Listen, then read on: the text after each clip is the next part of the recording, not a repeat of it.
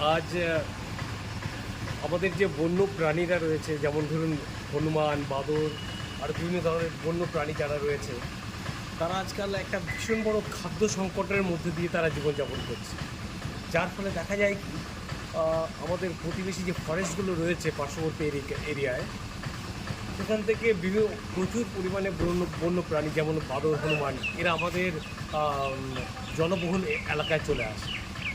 আর তারপরে বিভিন্ন ধরনের উৎপাত তারা মাচাতে শুরু করে, আর তাতে আমরা অনেক সময় বিরক্তও হয়ে যাই। তারা যে আসে তার একটা বিশেষ কারণ রয়েছে, তাদের ভীষণ বড় একটা খাদ্য অভাব চলছে ফরেস্টের মধ্যে।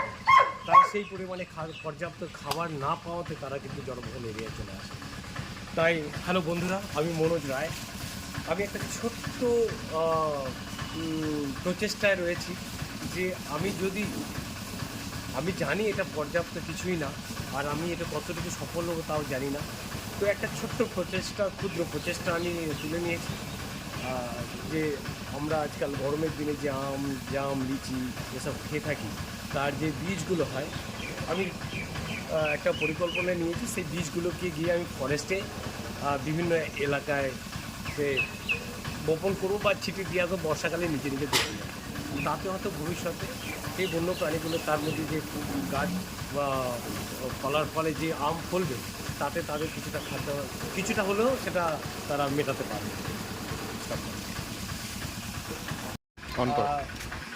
এটা হচ্ছে আমাদের এক প্রতিবেশী দাদার বাড়ি। আমরা এদিকে এসো।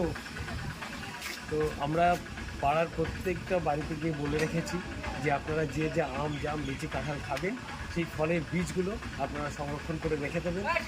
আমরা পরে এসে সেটাকে সংগ্রহ করে আমরা নিয়ে যাব। তো হিয়া, তুমি কোথায় রেখেছো আমের আটিগুলোকে? হ্যাঁ, নিয়ে এসো। তো এই হিয়া আমাদের ছোট্ট বোন, ও জড়ো করে রেখেছে, সেগুলো নিয়ে আসছি। আর এই পাশের বাড়ির দাদা, উনিও জড়ো করে রেখেছে। ওই যে প্লাস্টিকটা দেখা যাচ্ছে, কালো প্লাস্টিকটা, এটার মধ্যে।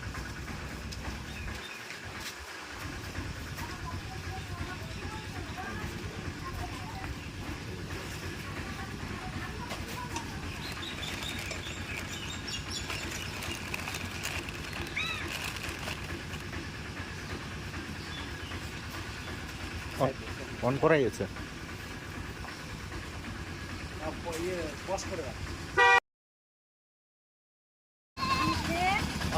অন করা।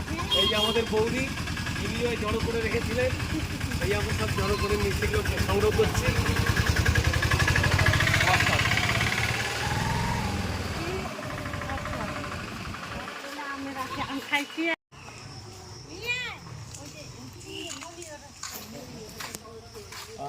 আমরা এই বাড়িতে এক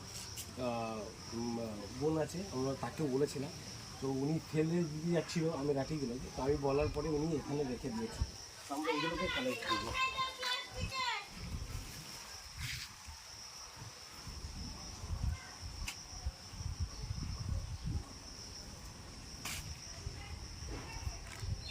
এই প্রতিবেশীদের সহযোগিতাও আমাদেরকে অনেকটা এগিয়ে নিয়ে যাবে কাজটা করতে। আমাদের এক দিদি, উনিও জড়ো করে রেখেছেন, জড়ো করে এখানে জমা করে রেখেছেন। ও এই বৌদি রেখেছেন। ভালো ভালো, ঠিক আছে, যাই হোক। তো উনি আমাদের জন্য এটা রেখেছে।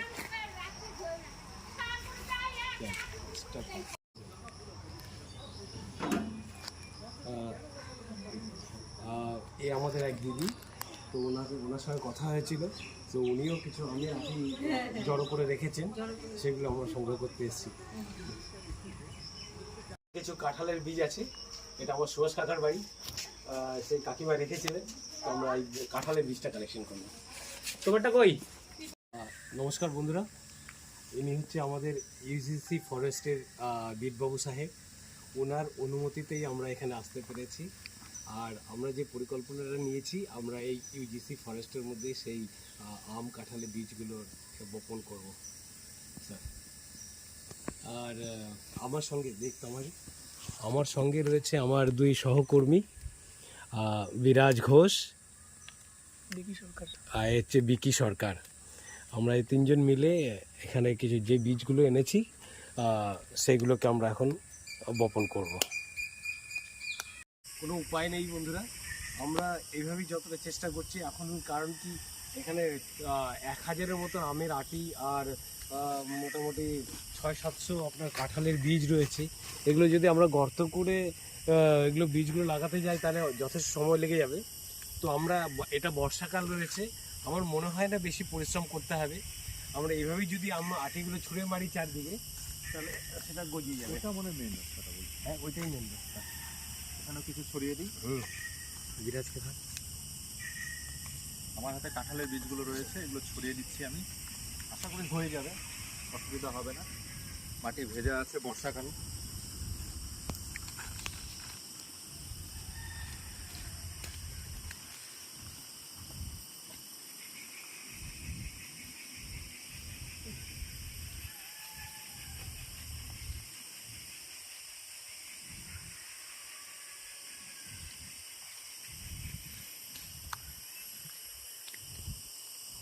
অনেক লোক আছে তো ভেতরে।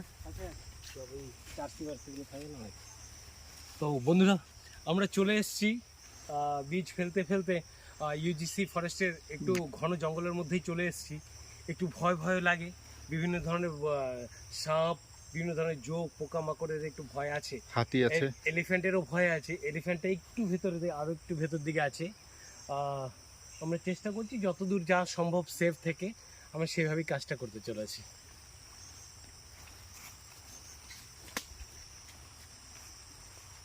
দুটো ব্যাগ হলেও আমাদের কাছে প্রচুর পরিমাণে বীজ রয়েছে।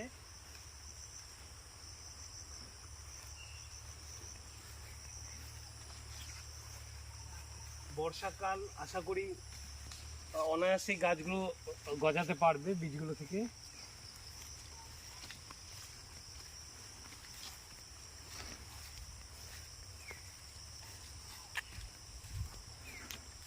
দু বছর পরে আসতে হবে, বুঝলি তো? কয়টা যদি আম কয় বছর গজা? আম তো 2-3 মাসেই গাছ দেখা যাবে। গাছ দেখা যায় আম এই যে গজাতে বনকর্মীরা রয়েছে। আম ফলতে ফলতে আম ফলতে ফলতে 5 বছর। 5 বছর।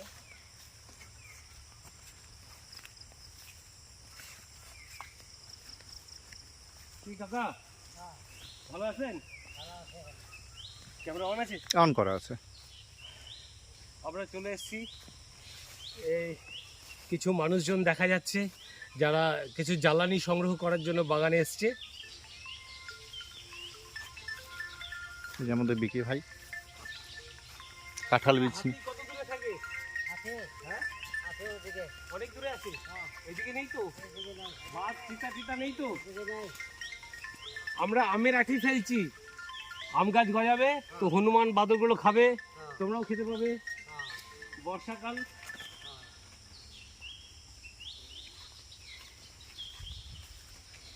राधे राधे। क्या ध्यान कर रहा है? आम का आटी, बीज बीज। बकरी नहीं मरता है। बकरी? हाँ, बकरी है ना, घास खाता है ना बकरी, तो नहीं मर रहा है उसमें, नहीं मरेगा। कैसे अरे मरे? ये आम का गुटली है, आम का पेड़ उगेगा।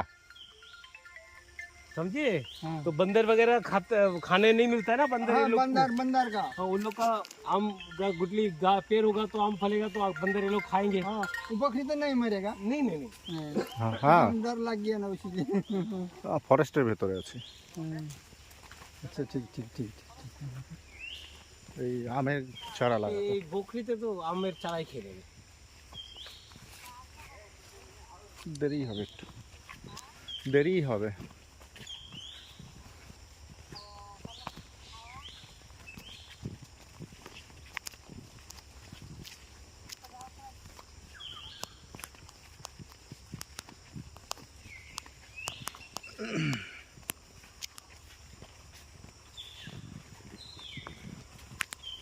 নদী কিন্তু ওইদিকে ছুটছো যে ভেসে চলে যাবে।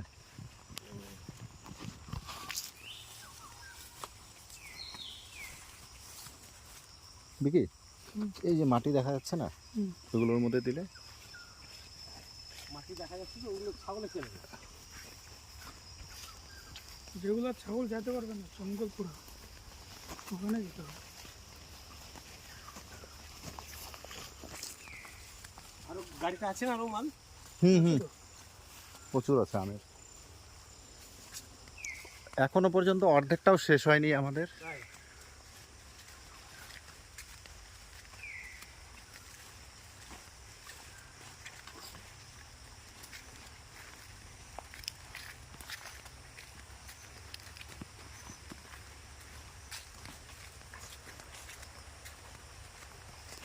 ফরেস্টের ভেতর দিয়ে বয়ে যাওয়া খুব সুন্দর একটা নদী।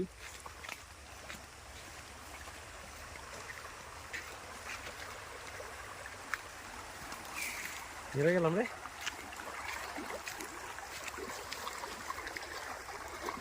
বর্ষাকাল, তাই প্রচুর স্রোত আছে এখন।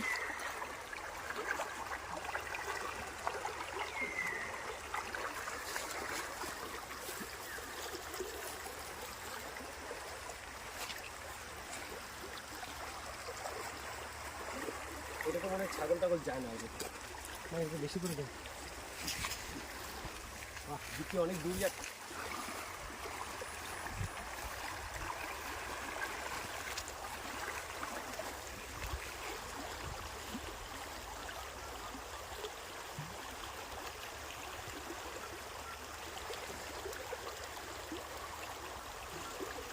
সারা পায়ে চোরকাটা ভরে গেছে।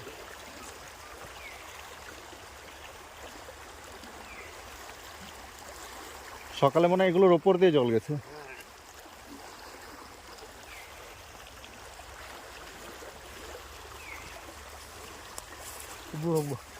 ওই বুড়োটা বইতে যাওয়ার ছাগল পাচ্ছে নাকি কানেই কম শোনে, বোঝে না। মারছি একদিকে যাচ্ছে একদিকে।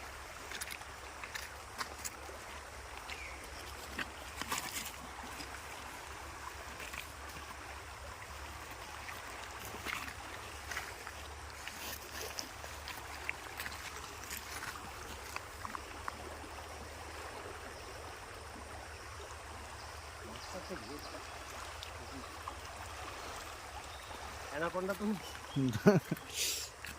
মাছ থাকবে। ইংলিশ বইতে অ্যানাকোন্ডা দেখেছি ওখানে।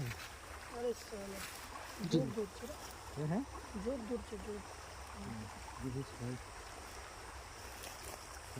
নিজেকে বাঁচি। ও এই দেখা থাকে ওকে যোগ ধরেছে।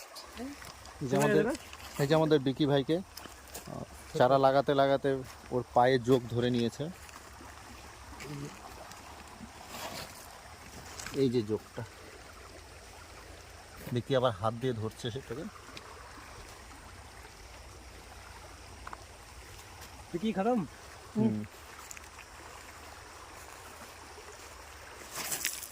আরে ভেসে চলে গেল।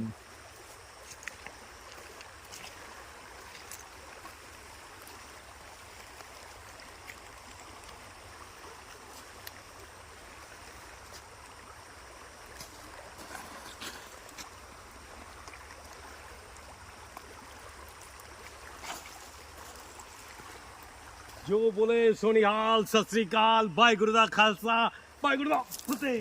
গেলই না তো, নদীতে পড়ে গেল। না, দুটা দুদিকে গেল। একটা জলে একটা স্থলে। চলো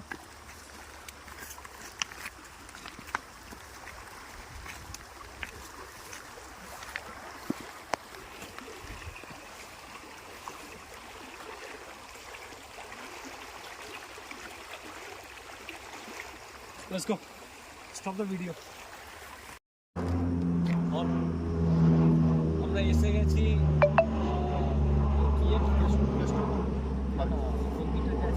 জঙ্গলি বাবা জঙ্গলি বাবা মন্দির সংলগ্ন যে ফরেস্টটা আছে সেই ফরেস্টে এসেছি। এখানে আমাদের কাছে এখন এতটাই আছে, আমরা ভাবছি আমরা এই দিকটা পুরোটা ভ্রমণ করে দেবো এটা দিয়ে, দেখি কতদূর কী করা যায়।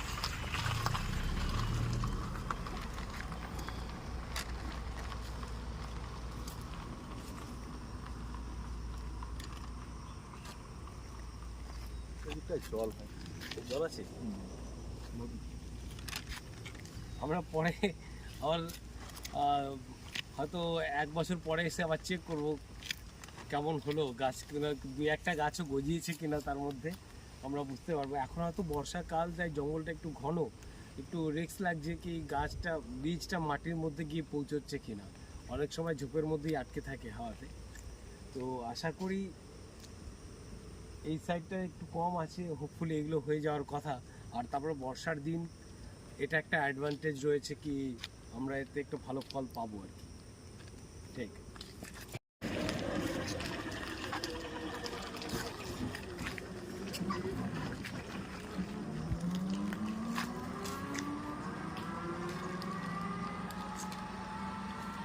আমরা কিছু লিচিরও বীজ এনেছিলাম, কয়েকটা হাতে পড়ছে, সেগুলো আমরা লিচির বীজগুলো ঢালছি। লিচির বীজটা এদিকে দিয়ে দেবো।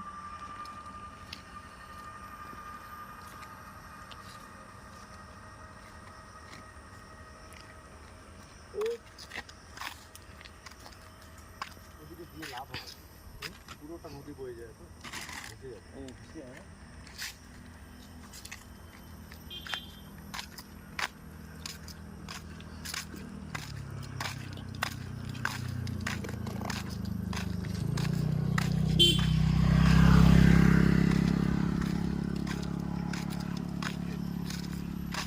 চাবি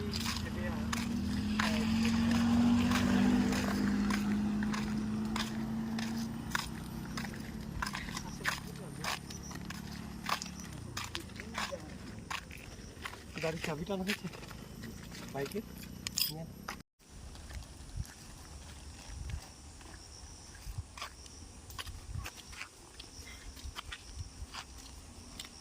পিচ গাছে ছিল, পিচের চারা। পিচ থেকে বাংলায় কি বলে? আলু বোখরা বলে, আলু পোকরা।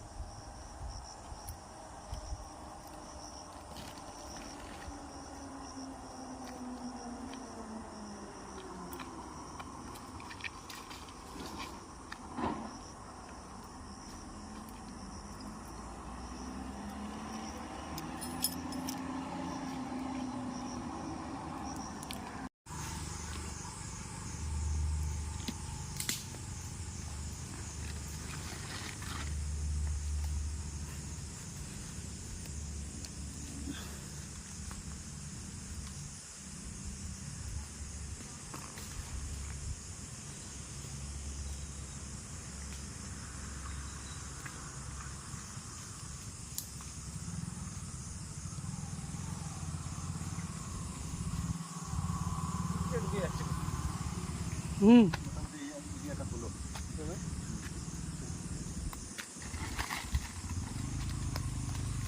কামড় খেলাম দুটো।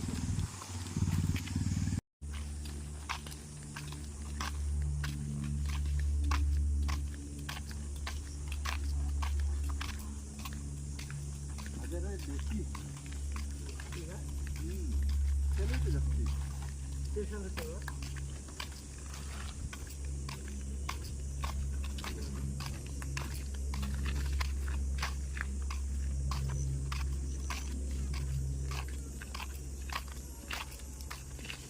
হয়েছে তার 10% তো হলে অনেক।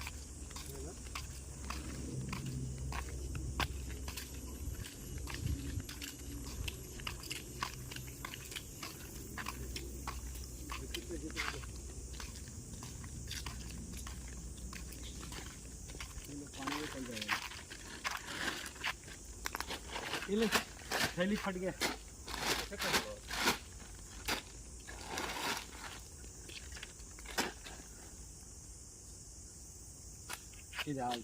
ইয়েও গজি গেছিল রে।